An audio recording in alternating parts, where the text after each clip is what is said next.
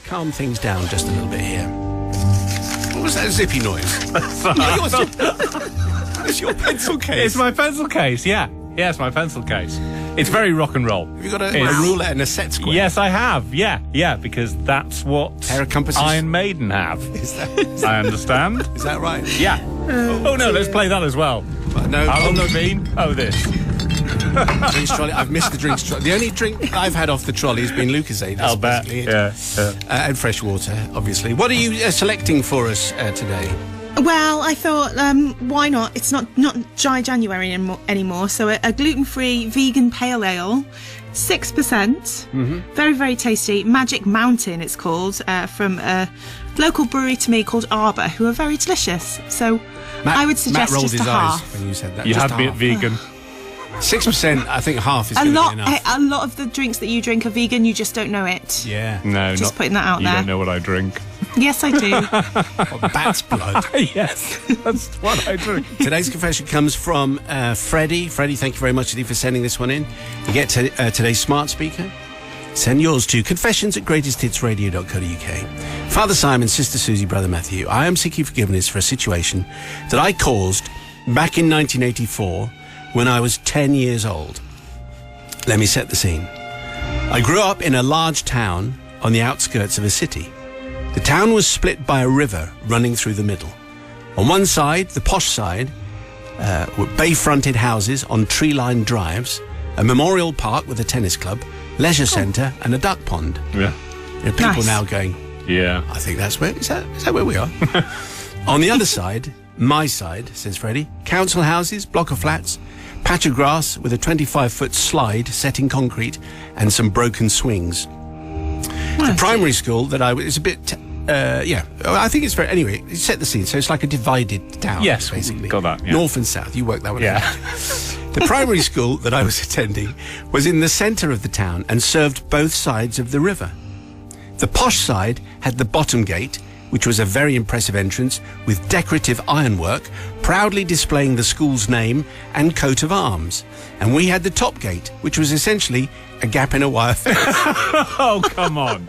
Surely not. No. That's It's on the nose, that. Freddie isn't is describing. I don't know. It's the 1980s. it? Yeah. Okay, fine. Now says Freddie, which is Freddie IE, so could be girl, could be boy. A new girl had started the school, and she was called Rebecca, and she lived on the posh side. She was lovely and got lots of attention, but didn't act like the other girls. She didn't really pay me much attention, but one lunchtime she came over to me and we started chatting. We got on really well, and out of the blue I suggested she came home with me and had tea that afternoon. Well, Father Simon, obviously the promise of Findus crispy pancakes and, Oh, yeah. and watching a pirate copy of E.T. on Betamax worked. As amazing. come 3:30, Rebecca is walking out of the top gate holding my hand. I was on cloud 9 and I couldn't wait to introduce her to my dad.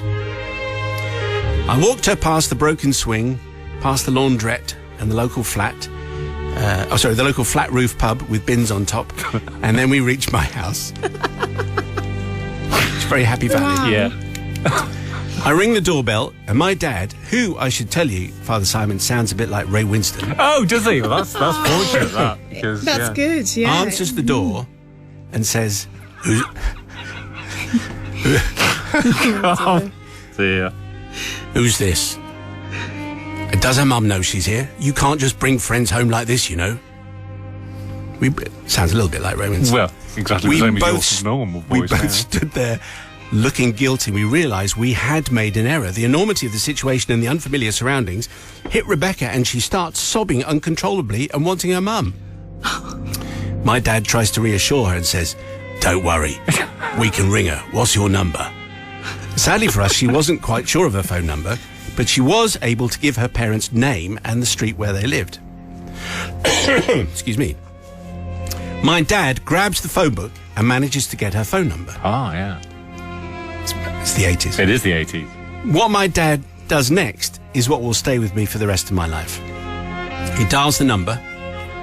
Those few seconds watching the fingers turn in the dial seemed like hours. I heard the phone ringing, and then... Still got it. Rebecca's mum answers, and my dad says, "I've got your daughter."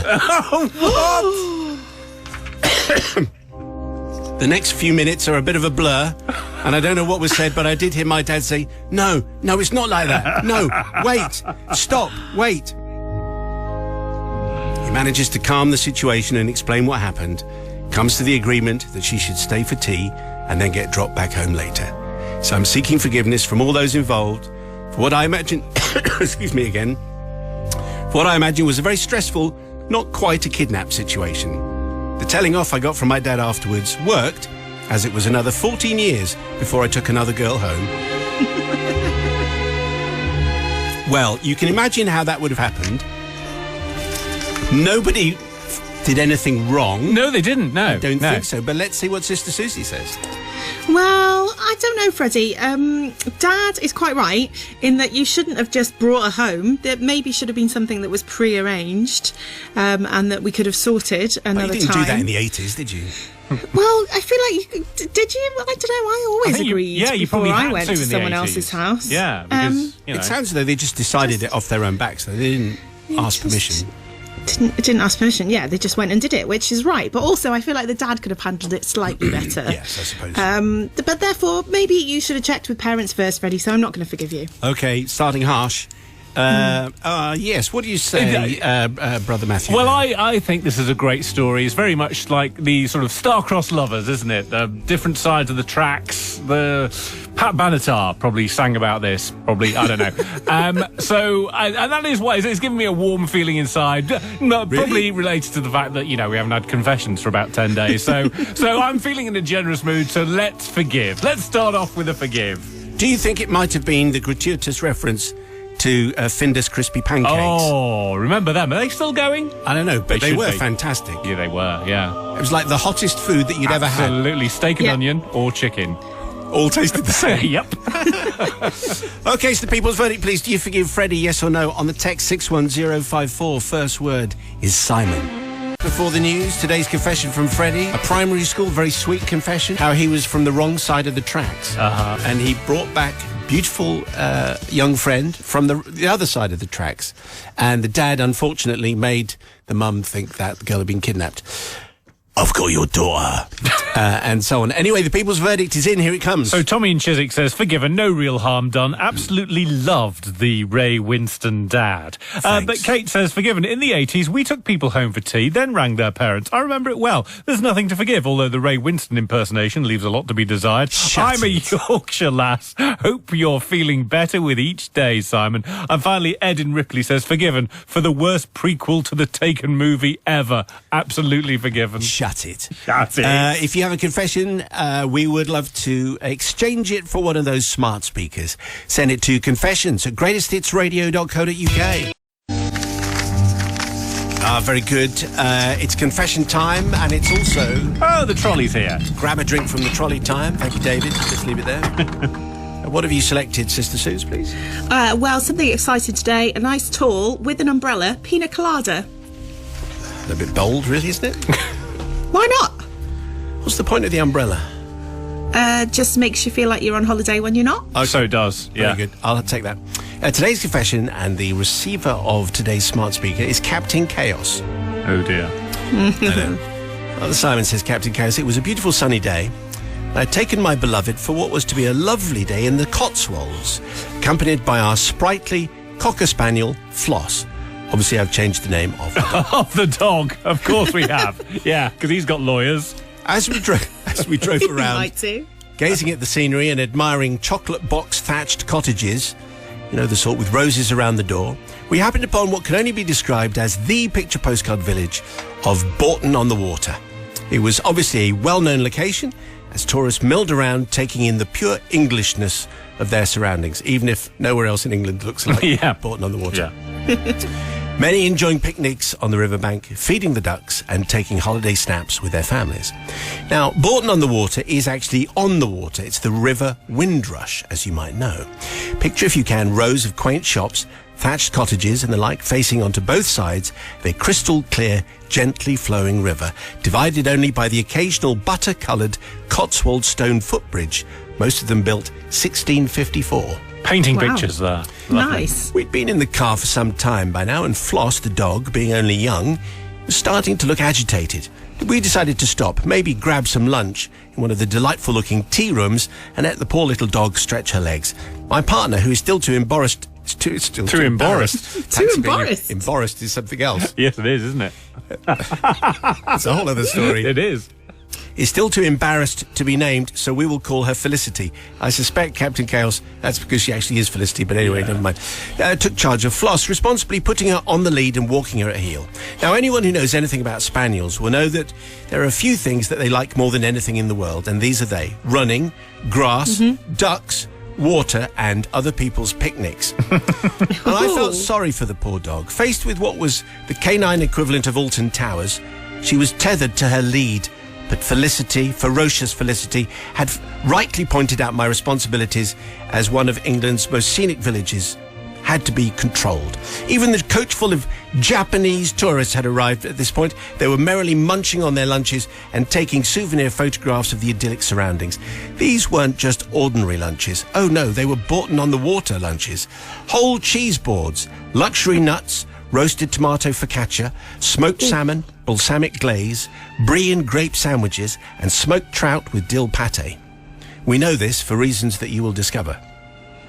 With grumblings in our stomachs, Felicity did the decent thing and nipped into the shop to get some sandwiches so that we too could enjoy a more pedestrian picnic by the water. My empathy for Floss by this point had somewhat clouded my judgment. After all, what harm... Father said, what harm could it do to let the little dog off and have a few minutes of doggy fun? With Felicity safely out of view, I bent down and unclipped the lead, knowing fully that my intelligent, disciplined dog would obey my commands. Or not. She shot off like a cork from a champagne bottle. Scotch eggs and sushi flying all over, ducks and geese scattering. Still confident that my control of the animal could be regained, and glancing quickly at the sandwich shop to make sure Felicity hadn't noticed, I pursued said spaniel to reattach her. She had other ideas. There was nothing I could do but watch as Floss took off full speed straight down the middle of the shallow, previously tranquil river of the after the waterfowl. The air was full of the sound of ducks and geese flapping frantically to escape the oncoming animal and taking flight. Every single one of them, I have to say, evacuating their bowels with fright Really? as they flew over the undeserving tourists and their picnics. At this point, Felicity arrived with a fine selection of baked goods. Her serene demeanour turned to horror at the scene and muttered a few unpleasant words in my direction as she set off in pursuit of our recalcitrant canine. As she took haste along the riverbank, heels catching in the grass, I was suddenly aware of disgruntled looks. I think someone may even have tutted. Miserably, I watched the holidaymakers clean themselves up, throw their food in the bin and wander off in the state of shock.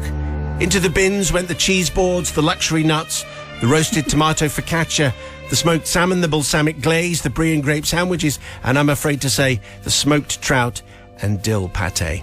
Fearing instant and probably wet retribution, I joined Felicity in the attempt to capture Floss, who was obviously having the time of her life. We eventually regained control and I was firmly put in my place. So I seek forgiveness from the collective for my misplaced confidence in my dog training abilities, and from the tourists that day whose picnics were impressions of rural England and were somewhat tainted from the skies, and also from the many responsible dog owners who I had sought to emulate and failed miserably. Finally, I seek forgiveness from Felicity, who to this day refuses to allow me control of our dog anywhere near open water and will not go back to the Cotswolds for fear of recognition. Yeah. In my defence, I was acting what I thought was the best interest of the dog. She had been in the car an awful long time, and I truly believed that my endless hours of training would pay off. I am deeply remorseful. Your Honour, if I could have some kind of... Oh, hello. No, we Not don't now. Suze, we don't want another drink. No. I know it's tempting. I've still got a pina colada. Captain Chaos needs our forgiveness. Anyway, Sister Susie, you're going first. Well, Captain Chaos, I've been there. I had a Labrador, which is probably just as bad as a Spaniel. And yeah, any time there was food or picnics, you just couldn't risk it. So I feel like you knew what the right thing was to do, Yes. and you didn't do it. Therefore, you haven't got my forgiveness, I'm afraid. I don't think there'll be much listener forgiveness either, because as soon as it's dogs not being under control, everyone goes, I don't think so. However, Brother Matthew... Well, I think everyone learned a lesson, didn't they? Including Floss. I'm sure Floss isn't going to do that again. And so I think it sounds fine. Also, I feel anyone who goes on picnics, you enter into a social contract, don't you? When you go for a picnic, you're there and you're sitting on the grass, and anything that happens while you're sat on the grass is fair game. And if that means that a dog happens to go running across your luxury nuts, then there you go. Them's the breaks, unfortunately. So for that reason, I'm going to forgive. OK, people's verdict, please. Do you forgive Captain Chaos? On the text 61054. First word is Simon. But merely moments ago, we heard from Captain Chaos. His dog, Floss, who he lost control of in Bourton-on-the-Water, resulting in a many score of geese and ducks evacuating their bowels over very expensive sandwiches. The people's verdict is in. It looks like this. So Linda in Worcester Park says, forgiven. The same thing happened to me with my Westie once. Managed to steal a packet of M&S cocktail sausages. I was absolutely mortified. Totally relate to Captain Chaos on this one. Mick in Yorkshire, though, says, not forgiven. If you're letting your dog off the lead, they need to be well behaved around people and picnics. It's not like Captain Chaos didn't know that there were people eating on the ground. However, Stu agrees with me. It's a Cocker Spaniel. You sit on the floor, you pay the price. Is that right? That's the thing. That's the way you get your verdict read out, is to, whatever you say, just start by saying, I agree with Matt. Correct. Anyway, so maybe you have a confession for us. Maybe it's dog or picnic related or any other subject. If we use it, you get the smart speaker. Send it to confessions@greatesthitsradio.co.uk. Okay, gather round. Well, gather round. It's confessions time. Not only that, but it's also time for a refreshing drink. Oh, so it is, isn't from it? the David Jacobs Memorial Trolley. Just leave it there, David. Thank you, David. Susie from the bar, what are you choosing for us today? Well, it's International Scotch Day today, so it feels rude not to have a wee little nip of a Scotch whisky. Just any Scotch whisky in particular? Well, yeah, you must have one to hand. There are many that you could choose from, but... Do you think I might have one to hand? What kind of a studio do you think we run here? Wow! I'm going to say, is that how we're getting through the next couple of hours? This isn't Radio 4 in 1975, you know? Little sharpener before the weather. Why not? OK. All right, very good. OK, International Whisky Day. Who knew? Yes. Now, tonight's confession, which comes from Christopher, should say it does have a PG certificate. Oh, really? Susie sent it back saying, this is a bit disgusting. Oh, really? Brilliant. So, my favourites, yeah. So I'm thinking PG, but maybe if you're eating... Oh, even better. Stop eating. Christopher says, Simon, Matt and Susie, the Trinity of Contrite Atonement. Oh, very good. The events of my confession take place in the early 1990s and revolve around a local music club which I helped to run for a number of years across several venues in and around a bustling Cheshire market town.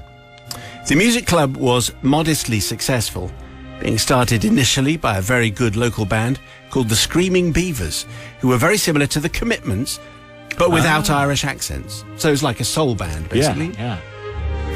The club had audiences upwards of 100 every Wednesday night. We booked local, regional and occasionally international music acts with an eclectic range of styles, catering for most tastes. We occasionally interspersed these with comedy stars of the day, such as Hattie Hayridge. Oh, Hattie Hayridge, yes, from Red Dwarf, yeah. And Bob Carroll-G's. Spit the Dog, yeah. The Dog, yeah. from Tiswas. Wow. Tiswas, correct. Memories flooding back. Over the years, we booked many acts to play at the club, and for the most part, they were incredibly talented. Very nice people to work with, too. Occasionally, though, as in any industry, you'd come across an individual who was neither of the above. One such person sang for a local band, and from his demeanour, you would have thought that he was an international megastar. He had a serious diva streak, which is inversely proportional to his mediocre talent. He was consistently obnoxious to all and sundry, particularly to the sound and light engineers. Can I say, always a very, very bad idea. People who were only there to help make him look and sound good. He moaned and whinged all the way through the sound check in a completely unconvincing Mockney accent, trying his hardest to sound like Johnny Rotten, but failing miserably. Phrases such as, I can hear my vocals amongst that rubbish coming through the monitors. Yeah, that is like someone trying to be Johnny Rotten. Get that light out of my eyes, you toe rag. I bet I know who this is. Anyway, rang around the venue when he was around, and even his fellow band members constantly rolled their eyes behind his back at each infantile tantrum. Got a few Top of the Pop stories like this, but anyway. Now, here we get to the nub of the matter. The musical artistes were sometimes supported by the Odd Novelty Act. And one of these was a lovely local chap called Paul, who developed a character called Mr. Methane. Oh, yeah. A very... It was I think we're getting to the point where the reason why Sue sent this one back. It was a very successful performing flatulist. Yes. Or professional breaker of wind. He looked very smart, resplendent in his vivid green and purple figure-hugging lycra outfit with matching mask and cape. You may even have seen him on Britain's Got Talent and other international TV shows accompanying songs such as In the Air Tonight. Oh, very good. Now, my part in running the club, aside from occasionally performing with my band, was as the resident in-house sound engineer, running the big desk at the back of the room and all the speakers and microphones and so on. Now, as I'm sure you and your colleagues are aware, the wire mesh and foam windshield on the top of your industry-standard SM58 microphone can be unscrewed for cleaning or replacement if damaged. Taking into account the placement and proximity of the microphone for Mr. Methane's nether regions, I used to take the precaution of always swapping the microphone grill for an old, much-used and slightly dented one, which I kept for that very purpose. In case you haven't guessed it, Father Simon, I'd like to seek forgiveness, please, from the Holy Collective, not from Mr. Methane or from the audiences who had to listen to his renditions of classics such as Gone with the Wind, as they were, in all fairness, extremely funny. No, I ask forgiveness from the obnoxious lead singer of the local band, who, every time he performed at the club, had the head on his microphone swapped for the one usually reserved for Mr. Methane. Oh. Lovely. See what I'm saying? Yeah. See what I'm saying? Do you need any more detail? No, I think we've got it now. So that might this thing Yeah. should have been Right there. up there. Yes. Was there. Yeah, indeed it was. Anyway, I can only apologise. It was Susie's idea that we could. She said we'd get away with it, miss. It was not. Sister Susie from the pub. Well, Christopher, I hear what you're saying, and I understand why you've done what you've done. You should always be nice to the sound engineer, and obnoxious people just aren't fun in life. So that's something that shouldn't happen. However, it is really disgusting, and I just don't think I can forgive you for that reason alone. Brother from another gutter. I mean, what do you have to do to not get forgiveness? I mean, he's clearly going to get... Everyone listening, I'm going to say, I'm speaking for the nation here, is everyone listening is thinking, it's absolutely fine. This guy was obnoxious, complete diva, and now you're singing into a microphone that's been right next to the man with the wind. So I think definitely forgive. My only thought is whether... does he run out of songs that involve the word wind? Because I could only think of In the Air Tonight. I can't think of any others at all. So, and I'm guessing the only ones he does are ones that are double entendre for wind. So, but apart from that, definitely forgiven. So is the people's verdict. Please do forgive Christopher for tonight's confession. On the text 61054, first word is Simon.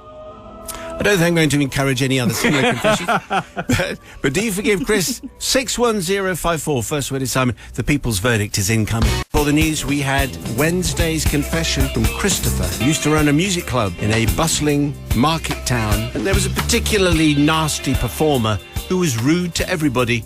And so, consequently, he got a microphone previously used on a regular basis by the performing flatulist, Mr. Methane. Yes. That's kind of the heart of the story, because he was so unpleasant to everybody. Anyway, the people's verdict has arrived. Here it is. And as I predicted, everyone is forgiving. Ian Camberley says, forgiven. Timed flatulence is a much underrated art form and should be applauded. Obnoxiousness is not to be put up with. Gary in Leeds, forgiven. Johnny Rottenbottom, deserved it. Totally forgive, says Alex in Essex. And Matt, other songs with the word wind in the title include Ride Like the Wind, She's Like the Wind, Wind Beneath My Wings. I'd have paid good money to see him perform those. To which Simon adds, what about The Long and Winding Road?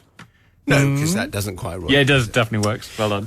Okay, so Christopher gets the smart speaker. We would love to hear your confession, the one that you're not quite sure about sending. I think that's what you need to do. Then if we like it, you get a smart speaker. It's confessions at greatesthitsradio.co.uk, which segues perfectly, I think, musically. Certainly that's what everyone is saying to me, into our confessions feature. And if there's any sign of the drinks trolley, and it's very good. Oh, there it is. I wondered if anyone was going to bring it at all. Sister Susie just grabs a bottle as it goes past. What are we having? Yes, a nice crisp, dry, white Chablis this evening. Oh, that's very good. Can I have another one? Yeah. Sounds good now. Father Simon and the hopefully ever-forgiving collective. This is from Justin. Justin sends in today's tale. My tale, Simon, comes from the 1990s, when my wife and I, together with our 3 children, were camping with around 10,000 other people from different churches at the Stoneleigh Showground in Warwickshire. This was the Stoneleigh Bible Week, and people from all over were there. Now, there are lots of pluses: good company, the outdoors, and hearty singing. However, one of the challenges, obviously, in camping at such events was how far away from the toilet blocks should be. Yeah. Too close, too smelly. Too far away, too desperate. We settled, as so often in these matters, for a muddled compromise, and we went for a site which was about 5 minutes away from the nearest toilet block. So one morning, my wife and daughter went off on the long walk to the toilets. However, they were away for a mighty long time. Eventually, my daughter returned by herself and said, "Mum's stuck in the toilets, Dad." Oh, no. She actually does speak like that. Oh, right. Okay. I went to see what the problem was. When I got there, a woman outside said, "Don't worry, I'm guarding the door." I don't know, she didn't speak like this. No. "Don't worry, I'm guarding the door. You can go in." At this point, I should explain that my wife is visually impaired, which helps explain what has happened here. She had gone into a cubicle and found the door wouldn't close properly, so she slammed it shut with a hard push. It was only then that she turned around and she discovered that the cubicle wasn't a toilet, but rather full of cleaning equipment. Worse, she found that there was no handle on the inside, and her slamming the door had jammed it tight shut. That was the problem. Well, I pushed hard against the door from the outside, but to no avail. I decided to climb on top of a bin and stand on it to peer over the top to see inside the cubicle and figure out what to do. The problem was that, unbeknownst to me, the woman guarding the door had disappeared, and lots of women kept coming in to use the toilets, only to see me standing on a dustbin, staring into the toilets. Oh, dear. They didn't notice me. I had to avert my gaze from sundry situations. One formidable woman said, "Why are you looking into the toilets? Is that in the Bible?" I don't think so. No, it's not. Down you come. No. I don't think so. Anyway, eventually I decided that brute force was the answer, and I asked my wife to step back from the door whilst I ran hard at it. It was like the Sweeney, Father Simon. Yes. Or maybe Happy Valley, as a crack police squad break into the home of a deranged mafia boss. Except on television, they aren't usually instantly overwhelmed by mops, buckets, and toilet roll as the door gives way. So I pushed the door in, and I rescued my grateful wife. By now, I have to say, most women had drifted away from this toilet block, presumably to other loos or strategically placed hedges. Or maybe the gents. I mean, no one wants to use a loo that's under attack, that feels as though it's about to give up the ghost, what with that crazed guy at the end shouting, "Step back, Maureen, I'm coming in to save you." I'd like to seek forgiveness from all the women at the Stoneleigh Bible Week who saw me staring over the top of a line of toilet cubicles and then trying to break into one with force. And also for the security guard who arrived just as we were leaving and whom I ignored and slipped away, no doubt leaving him with a long period of fruitlessly trying to find out what on earth had been going on. Well, who'd have thought there was such shenanigans at... another drink. Another one. That's very good. Another Chablis. Another Chablis, thank you very much indeed. So anyway, Stoneleigh Bible Week, eventful as far as Justin is concerned. Sister Susie, though, is going to speak as to whether he gets forgiven or not. Well, I do feel for him here because, you know, he was only trying to help his wife, and the error I feel here is with the lady that was guarding the door. Because Yes. you don't say, "I'm guarding the door," and then wander off. until you know it's been sorted. So I feel like you did your best, you rescued your wife, that was your main priority, and yeah, it was a little awkward for the other women, but I'm going to forgive you because I feel like your heart was in the right place and you were trying to do something good.